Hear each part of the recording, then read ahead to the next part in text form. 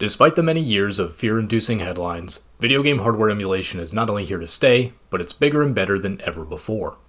Between the quality of life features, enhancements, various ROM hacks that might not be console compatible, the world of homebrew games, and so much more, emulation has a lot to offer you.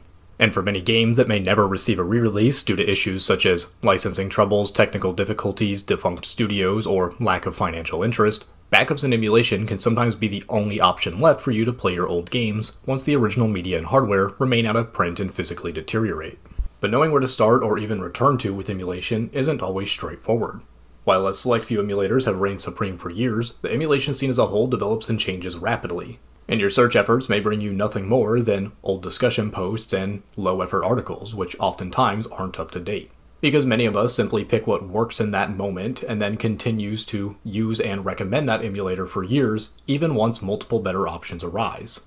So this video aims to be a more modern recommendations guide as we explore the current state of emulation in the year 2024. But of course, best emulator is a very subjective term. There are many aspects to consider. Accuracy versus compatibility, which are very different. Features versus convenience, your hardware specs, your specific use cases, and more. If you're brand new to emulation, most emulators will fall into one of three categories. Either a standalone single system emulator, a multi-system emulator, or a libretro core. And these cores are installed and loaded via a front-end, most commonly RetroArch, which is available on a wide variety of platforms. But if you really hate RetroArch's UI or something, you have alternate front-ends too, such as Ludo. Also, because most users use Windows, that will be the main focus of this video, but I'll include relevant icons if the emulator mentioned also has an updated Linux, Mac, libretro core, or mobile version available. And a few final key points before we begin. First up, in the world of emulation, full version releases aren't nearly as common, so you absolutely want to be using beta, dev, or nightly builds of emulators, or you may end up being years out of date.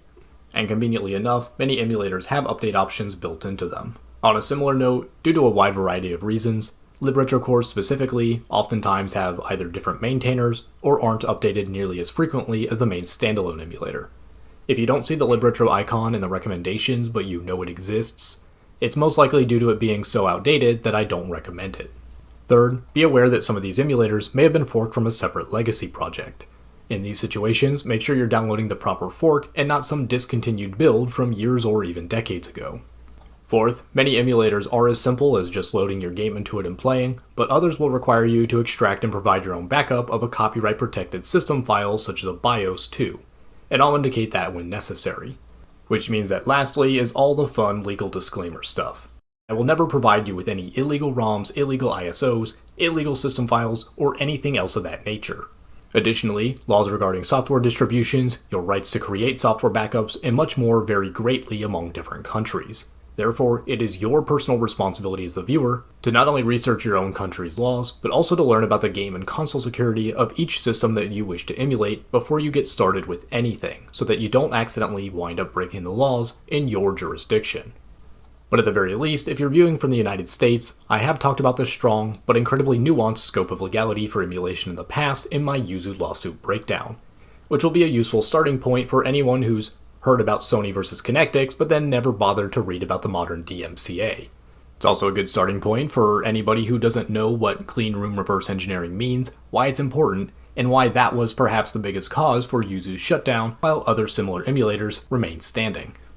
And finally, before we begin, a quick PSA. Even if you don't own any games to legally back up and emulate, there's an entire world of what's sometimes referred to as public domain ROMs. They're not actually copyright free, but instead they're usually homebrew games where the developers themselves legally permit you to download and play them within an emulator.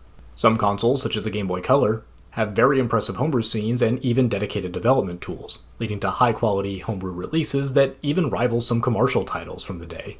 So while I won't endorse piracy, I will include various links to these legally downloadable ROMs in the video description for you to explore. And with that all out of the way, let's finally get started with the Sony family of consoles. For the PlayStation 1, the standalone emulator DuckStation is going to be your best option, and it contains a lot of additional features and enhancements as well. The core equivalent is named SwanStation, though it's run by a different developer and doesn't receive the same updates. Which means that instead of SwanStation, a better set of choices for libretro users are the Beetle PSX and Beetle PSX hardware rendering cores. All of the Beetle cores for various systems in general tend to consistently be very good, and they come from a powerful multi-system emulator known as Mednafen. Though I can't recommend the standalone Mednafen to a complete beginner because there's no GUI, making these cores a really good introduction to Mednafen. Compatibility levels between DuckStation and Beetle are going to be near identical in most situations, though there may be some times where one is slightly better than the other. You really can't go wrong with either choice. And while I have no personal experience with this last one, there's also Zebra, and while it's nowhere near as powerful as DuckStation or Beetle, it has one distinct use case of having limited support for the Pocket Station peripheral, with the Pocket Station itself being emulatable via PK201 before connecting it to Zebra. And then for the PlayStation 2, PCSX2 remains the definitive king with over 99% of games playable, making this a good time to explain compatibility lists. Your definition of perfect and a developer's definition of perfect are going to be completely different, since for them, perfect usually means it runs exactly like it does on the original hardware. So, playable status is just fine from a gaming lens. And I'll also take a quick moment to give an honorable mention to the PS2 emulator Play. It's nowhere near as compatible as PCSX2 yet, but it is actively developed, and it has the unique perk of not requiring a BIOS file to play games. For PlayStation 3, you're going to be using RPCS3, and it's fantastic at what it does. When I think of games that run better on an emulator than the official hardware or native PC port, my mind immediately jumps to Deadly Premonition, running better on RPCS3 by fixing the issues of the PS3 version, while not introducing all the new issues of the native PC port. And to set up RPCS3, all you need to do is obtain and install official PlayStation 3 firmware, but that's not illegal for you to download at all, because it's readily available on Sony's own website. As PlayStation 4 and PlayStation 5 emulators or compatibility layers go, there is nothing I can recommend as of this moment. There are several work-in-progress emulators such as RPCSX that can now run less intensive commercial games, but that doesn't mean that you can play them from start to finish or even easily set these emulators up because they're not actually designed for widespread public use yet. But the scene overall looks incredibly promising, so give it enough time and it will flourish. You are still many years or even decades away from being able to play Bloodborne on PC, but the future of PlayStation 4 emulation looks bright enough to where you can place your bets as to what you think will come first. A Bloodborne PC port, or a PlayStation 4 emulator that can run Bloodborne. And then moving on, Sony's handhelds are incredibly straightforward. For the PlayStation Portable, PPSSPP is great and doesn't even require a BIOS file. Meanwhile, for the PlayStation Vita, you'll be using Vita 3K, and just like with PlayStation 3 emulation, the only other thing you need to do is download the firmware from Sony's website. So moving on, the next family of systems will be Microsoft. For the original Xbox, Zemu is your best option, and it's come a long way over the years. But it's much less beginner-friendly to set up compared to other emulators, because you have to obtain everything that your physical Xbox needs in order to emulate it. The boot ROM image, the BIOS, and the hard disk image. And then as far as long-term prospects go, you also have CXBX Reloaded, which is a compatibility layer like wine. So while compatibility isn't quite on Zemu's level yet, it is still being actively updated, meaning it could be a more user-friendly alternative in the future. Then for the Xbox 360, Xenia is your only choice, and compatibility isn't nearly as far as other 7th gen consoles. That being said though, it's still a respectable project and still allows you to play quite a few exclusive Xbox 360 titles. And then at this point, there are no emulators available for the Xbox One and up. Which means that next we're moving on to Sega consoles, where most of your solutions lie within multi-system emulators, making this segment a bit more scattered. A few quick notes though.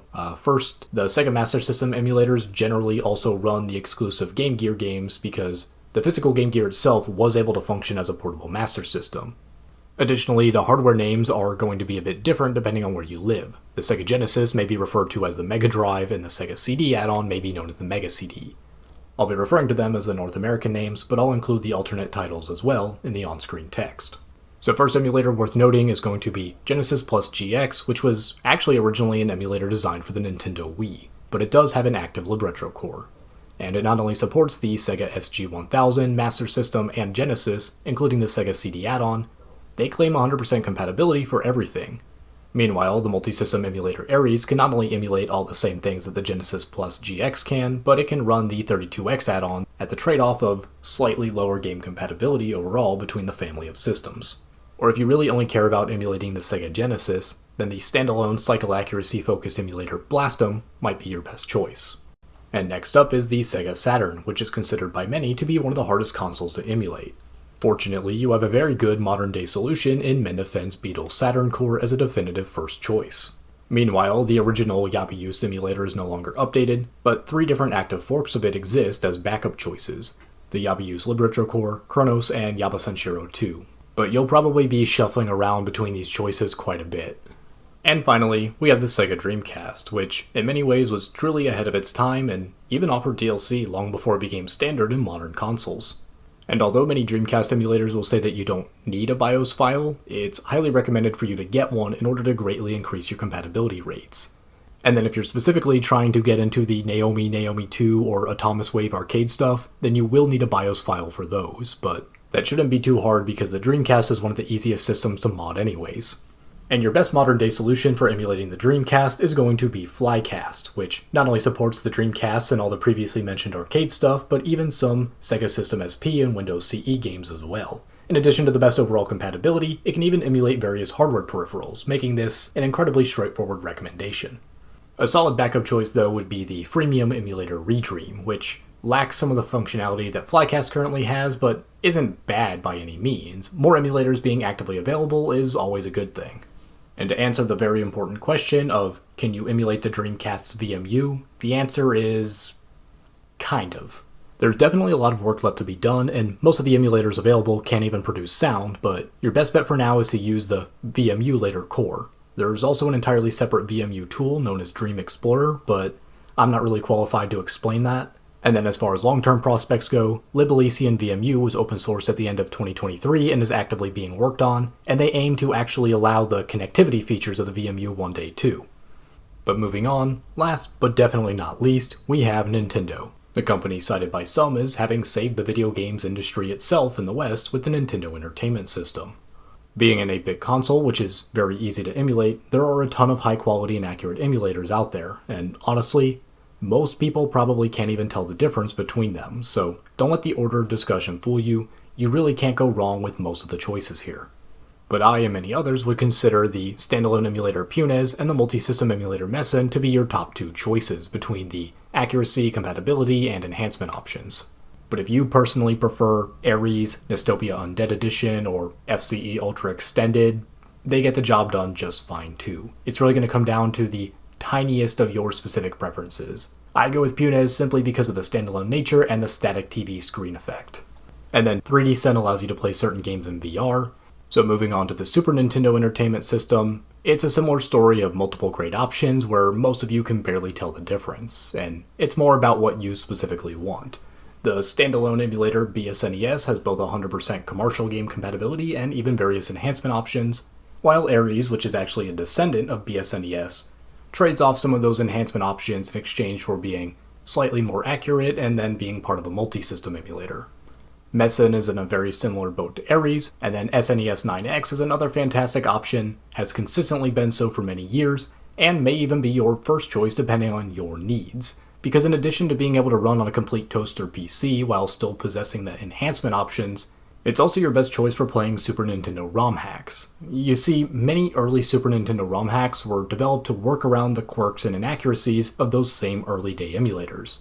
Modern and more cycle-accurate emulators like Ares and BSNES can't always account for this, but SNES 9X can. So yeah, ZSNES. It may have the greatest GUI of all time, but it hasn't been updated since before Windows Vista was released. I suppose it's possible that there exists a ROM hack that is so old that it only works on ZSNES, but I could not find such an example because of the actively developed SNES 9X having such good hack compatibility features. But if you really miss the snow particle effect, it's a basic feature within BSNES. So next up, Virtual Boy, which is worth emulating just for the active homebrew scene alone. My first choice is the Beetle VV Core. Incredibly straightforward to use, 100% compatibility, and you have settings to change the color scheme in case that red and black made your eyes bleed. And then for standalone options, you have VBGen. I don't think it's been updated in over a decade, but it still has 100% compatibility. And there's also a separate VR fork, granting you an experience like no other if you own an Oculus headset. I'm sure you could use a compatibility tool with Vive, but that's not a question for me. So the next up is the Nintendo 64, which is one of the harder systems to emulate and develop for, but is compensated for with a lot of passionate developers. The history and landscape of Nintendo 64 emulators, along with the independently developed plugins that people once had to mix and match with for specific games, is definitely a lot to unravel. And even today, there's still a lot of work left to be done, but at the very least, compatibility rates are at all-time highs, and once again, you have many viable choices. In terms of both standard games and the Japanese-only disk drive games, Ares deceptively has some of the best overall documented compatibility. And then from there, a lot of your next choices will be derived from Mupen 64 Plus's upstream development in some way. Rosalie's Mupen GUI is perhaps my favorite standalone option in terms of its playability, GUI, default plugin options, and usually working right out of the box while still giving you some control for tinkering. Or if you don't care about any of the customization options and you just want to play your childhood classics ASAP, Simple 64 absolutely lives up to its name and arguably has the simplest Nintendo 64 netplay. And then from there, Mupen 64 Plus Next is a libretto core that works incredibly well, and many people would consider it a first choice. There's one other Nintendo 64 core called Parallel, but in most circumstances I would not recommend it. There have been a select few times over the years where I'm trying to play a ROM hack, and then Parallel is the one that works out of the box, albeit with a bunch of glitches, but 9 times out of 10 you'll want to avoid it. And then you have a lesser-known program called Parallel Launcher, which is primarily associated with Super Mario 64 ROM hacks, because normally you back up your game, download your patch, run a tool, and then tinker with some settings to get it running in your emulator, but the Parallel Launcher has integration with the romhacking.com website, which is dedicated to Super Mario 64 ROM hacks. So by using Parallel Launcher's integration feature, it can download and apply the patch for you, as well as automatically select the author's recommended settings before launching it. And you can use the Parallel Launcher to run other Nintendo 64 games too, since it's just a modified RetroArch with just the 2 Nintendo 64 cores and then their plugins, but it's still primarily associated with the Mario 64 ROM hacks. Also, if you wish to play the newly released Mario Builder 64 ROM hack, then to my knowledge, Parallel Launcher is currently the only way you can do so because it has a unique SD card emulation feature to write to that other emulators don't currently have. But now, it's time to talk about Project 64. Once upon a time, it was the king of Nintendo 64 emulation because its competitors were something without a GUI and something that didn't come even close. But now with Ares and all of the Mupen-based projects along with modern plugins, in my purely personal opinion, I don't currently recommend Project 64. They are going through a massive code overhaul for version 4.0, and maybe in the future that could be a complete game changer, but as of the time of this recording, I only consider them as a last resort for edge cases. My opinion has nothing to do with the splash screen, nothing to do with prior controversy, and nothing to do with that completely overblown fear about the Ace exploit. I just consistently have a better experience with the newer emulators. And so my 2 biggest reasons to ever recommend it to someone would be if they're running on a PC that can't handle the newer emulators, or if they're trying to play a ROM hack that doesn't seem to work on anything else, then maybe Project 64 may be your best option. Because given the hellish landscape of Nintendo 64 emulation development, the idea of a console-compatible ROM hack wasn't really a consideration or even a possibility for a significant portion of the scene's existence. So moving on to both the GameCube and the Wii, you're going to be using Dolphin, because it's just one of the best emulators for any system ever. The core version of Dolphin is heavily outdated, so stick to the standalone with at least beta-level updates, but yeah, it's really amazing with how many features that Dolphin completely spoils you with. From file type conversions and memory card transferring that's surprisingly not standard with other emulators, to even being able to emulate the peripherals like the GBA link cable via a separate emulator. I have nothing but great things to say about Dolphin. And then we have the Wii U, where Nintendo console compatibility finally starts to dip off a bit. CEMU is your only modern option because decaf is rarely updated nowadays, but CEMU has been doing just fine with its overall progress over the years and can even run on slightly less intensive hardware than you might imagine. And now let's switch over to Nintendo handhelds for a bit because it makes more sense for structuring to talk about the Switch and 3DS at the end. And because Game Boy and Game Boy Color games run on the same emulators, I'm just going to be referring to it as the Game Boy to avoid redundancy. So for Game Boy and Game Boy Advance, MGBA is going to be your most straightforward solution, and it's by far the best Game Boy Advance emulator too. MGBA is also the emulator that Dolphin incorporates into its link cable support. If you need slightly better performance on the Game Boy side of things though, then Same Boy is probably your best option, but BGB has a few distinct perks as well, but MGBA alone should be able to cover most people's needs for both Game Boy and Game Boy Advance. Ares and Messen both have Game Boy and Game Boy Advance support, though I have no personal experience with it, and there may be a few use cases to where you may want to consider VBAM instead of MGBA, but if you're going to do that, make sure you're downloading the proper fork, and not the original Visual Boy Advance, which was discontinued in 2004. Meanwhile, two Game Boy Advance emulators being developed that have a lot of future potential are both Nanoboy Advance and SkyEmu. Nanoboy aims for full accuracy and is the first one to pass all the AGS aging tests, while SkyEmu is the second emulator to do so while also being the first one to pass all of the timing suite tests. SkyEmu also has some limited Nintendo DS support, but that portion is very much still a work in progress. So let's move on to the active Nintendo DS emulators.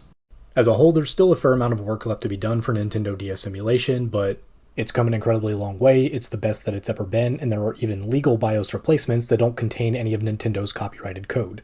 Melon DS is my definitive first choice, and it even has DSiWare support, though you'll need a BIOS for that specifically.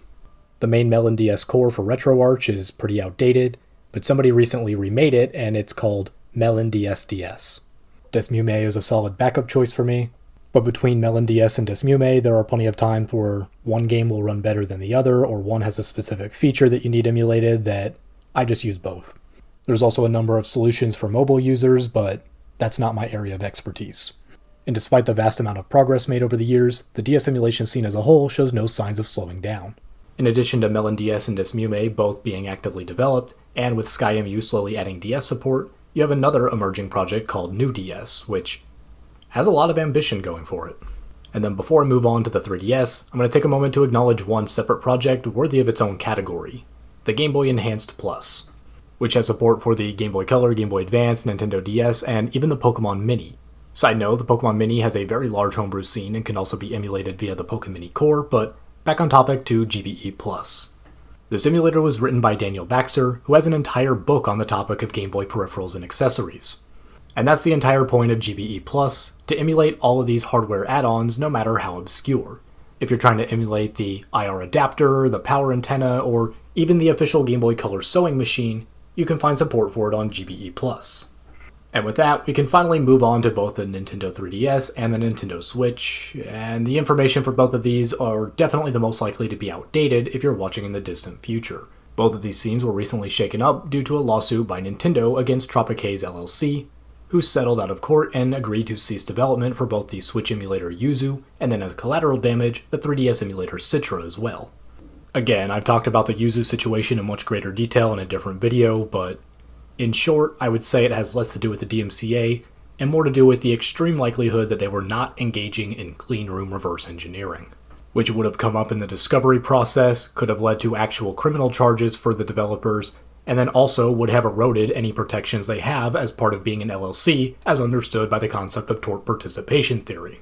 So remember a while back when Nintendo and Valve had a business dispute over Dolphin coming to Steam? Why do you think Nintendo never formally went after Dolphin afterwards? Or better yet, why do you think they never went after Dolphin back in 2008, when you consider how closely they follow the emulation scene? It's because there's a huge risk that if the key and decryption argument is all you have, and you argue it in a weak case and lose, suddenly the grayest aspect of emulation gets painted white. So Nintendo's strategy is to go after people who make other egregious errors, because the spirit of the law still favors emulation, and that's why the scene has developed to the point that it has today. But if you want to undo that, you have to find the easiest case to give you a chance of a circumvention argument in your favor to then go after the other emulators. And because of the likelihood of non-clean room reverse engineering, combined with the court order associated with Yuzu, I don't even know if I can endorse any of the other forks because they're likely all tainted. But even if they were never shut down and all of the forks were fine, it's too soon to tell, and none of them have been around long enough to convince me that they have any staying power yet. So if you want to follow that, I'd say check back in at least 6 to 12 months and see what's around. So for that, combined with everything else I mentioned in my previous video, I don't think the sky is falling, and I don't think that Ryujinx is next. Not only was I completely unable to find anything that would suggest that Ryujinx is not clean room, but when asking for support, they have numerous methods in place to ensure that you are a legitimate user first. So, for Switch emulators, Ryujinx is the only one that I'm going to formally recommend, and from a ultra long-term perspective anyways, them having a higher accuracy focus would have likely made them the better prospect anyways. But moving on from the Switch to the much more tragic scene shakeup, the 3DS, because both the consoles and games are out of print. And Citra was the premier 3DS emulator, no debate about it.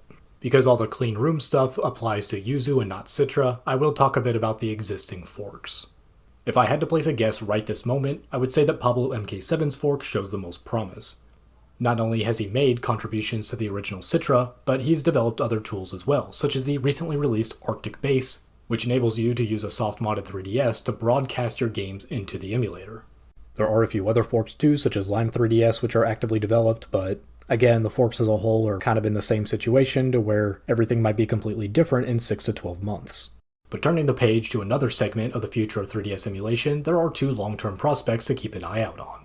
The first one is Mikage, which is not publicly available yet, but all of their periodic showcases demonstrate a lot of potential. And the other long-term prospect is Panda 3DS, which I've talked about several times before. They may be new, but the team has been working incredibly hard and making great strides with their progress. Every time I poke my head in to check up on it, I'm amazed at how much they've accomplished. And now to wrap up with some final miscellaneous segments, MAME is an entire beast all on its own.